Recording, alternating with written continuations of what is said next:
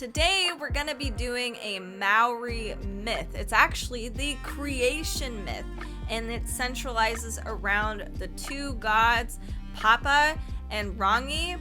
There's actually two pronunciations for both of these. Not pronunciations, but two different stages for these two, and I'll talk about that at the end of the video. But we're going to have a bit of a story time today, so sit back, relax. Let's learn about how the Maori viewed how the world was created. In the beginning, there was nothing. This is called te kore. Nothingness became night, which is called te po. They existed long before the creation of the universe. From this, two gods appeared: Rangi, the Sky Father, and Papa, the Earth Mother.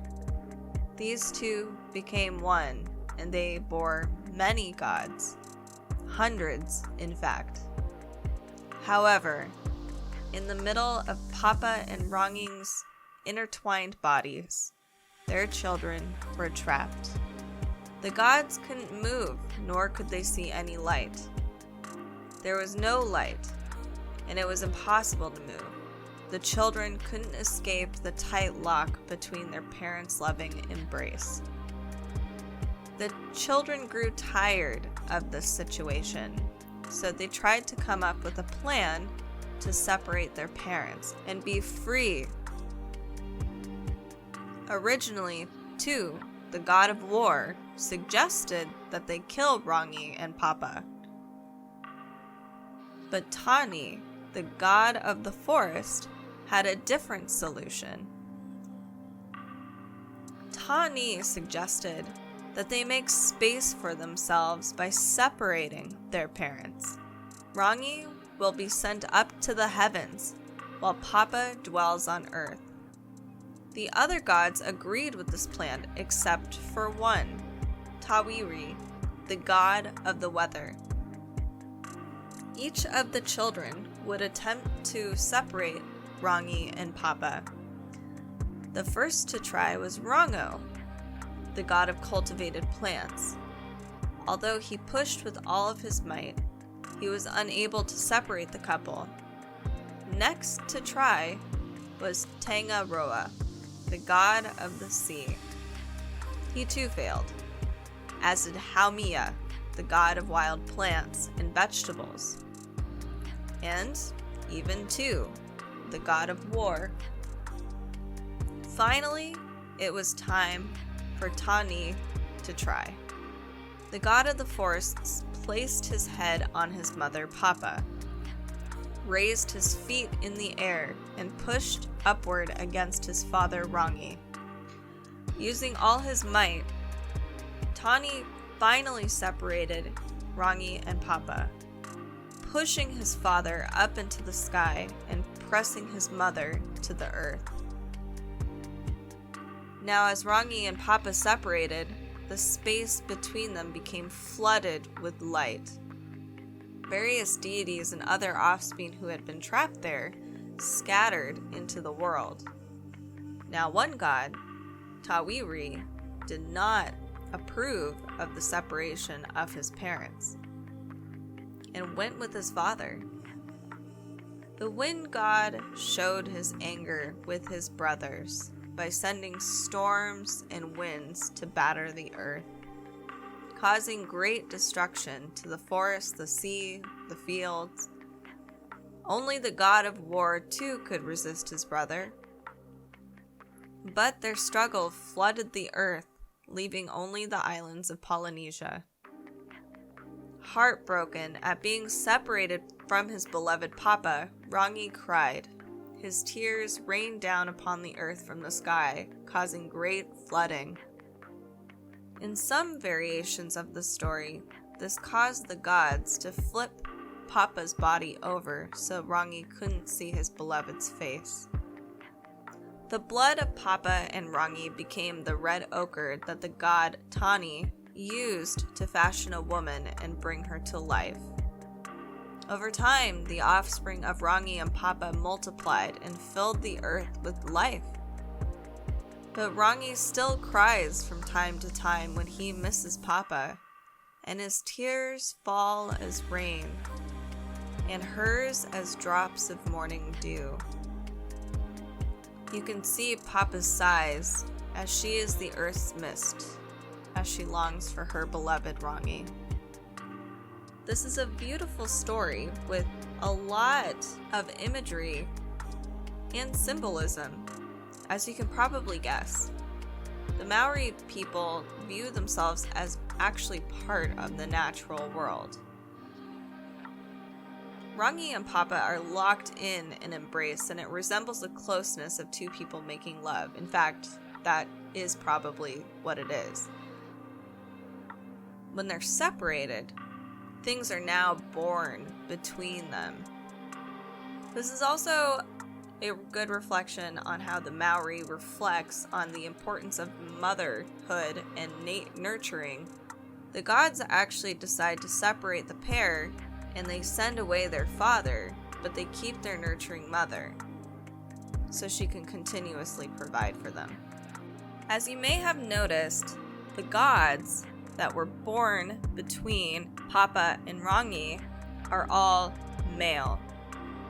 And I did mention the fact that the red ochre from the ground was used to create the first woman. This is where things in folklore can be a little tricky. As a Westerner, it is really easy for me to place a Western lens on the story, thinking that women, therefore, would be considered subservient. Because we have stories such as Adam and Eve, where Eve was formed from the rib of Adam. This isn't necessarily the case in the Maori culture. There are many Maori that have stated that women are more powerful. They are the ones that bring life. After colonization from Westerners, the Maori did experience a particular shift in their cultural norms, and women did become more subservient once European settlers started to influence them.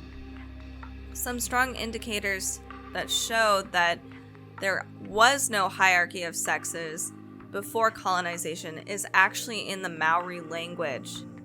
We do have stories of women in Maori myths who decided to do more of the, quote, male activities, and we'll talk about those stories another time. This is just a good reminder that we can't judge or base mythology strictly a Western lens. Some things are only understood within the culture, and that's something to respect. There's a lot of similarities between this myth and others. For instance, we have nature as two halves, like sky and earth. Each is a distinct being, and they're both necessary for life. This happens in Greek mythology most famously. There's a lot of gray areas in this myth. I think we all would want to root for Rangi and Papa to stay together, but that means that there's no life. The separation of the two brings life and light. We have plants and animals that flourish, but we also have great storms and floods, fires.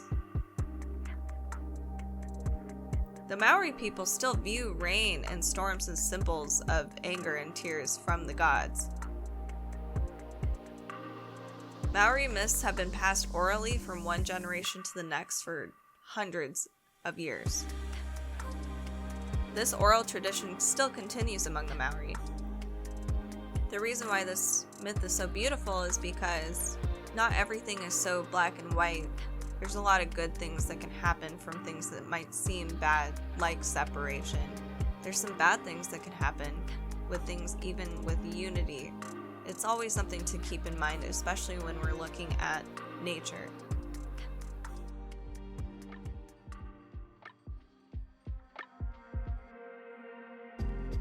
The story's a little sad, isn't it?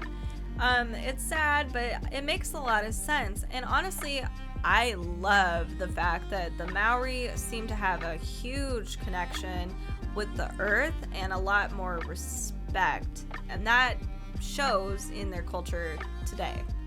So I mentioned in the beginning of the video, we have not two pronunciations, but like two stages. So we have Rangi and Papa, and that for some people is actually the first stage. That's when they are together. So that's their names as Papa and Rangi together first. But once they become separated, their names change. So that is Ranginui for the Sky Father as like a separate entity. And then Papa Tuanaku as the separation, like Mother Earth separation. So that was something that was interesting to learn.